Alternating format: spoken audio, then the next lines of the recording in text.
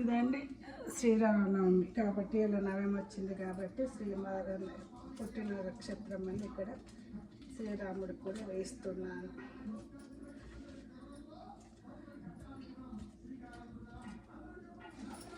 అదేవిధంగా ఈరోజు నవమి కాబట్టి శ్రీరామ అనే తమలపాకు మీద రాశాను. ఇది ఈరోజు పూజ, నవమి పూజ, కార్తీక నవమి. అదేవిధంగా శ్రీరామ రక్షక వ్రతం 5 కథలు ఉంటే 5 కథలు కూడా చదువుతాను. ఇదండి పూజ, ఈరోజు పూజ.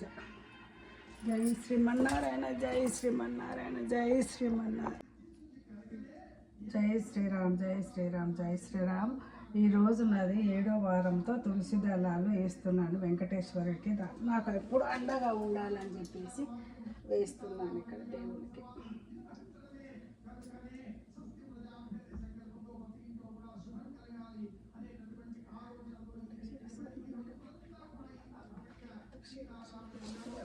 కడుపున ఉండాలి తండ్రి.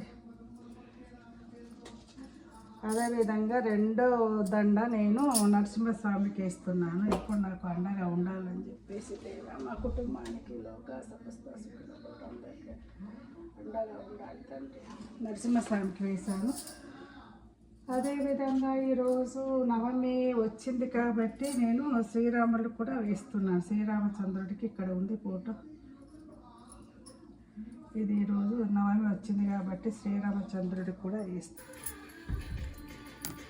గణపతి తమలపాకు మీద శ్రీరామ అని రాశాను. కనుక కార్తీక మాసం నవమి కాబట్టి శ్రీరాముడికి కూడా నేను తులసి మాల వేశాను. అదేవిధంగా శ్రీరామ రక్షస వ్రతం అని 5 కథలు ఉంటాయని చదివాను. కార్తీక పురాణం కూడా చేశాను. ఇది ఇక్కడ నరసింహస్వామికి అండ్ వెంకటేశ్వర స్వామికి తులసి మాలలు ఈరోజు అర్పించుకున్నానండి. దండలు. ఇదండి నా పూజా మందిరం.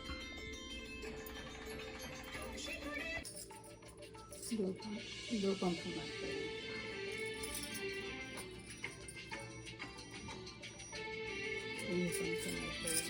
నైవేద్యం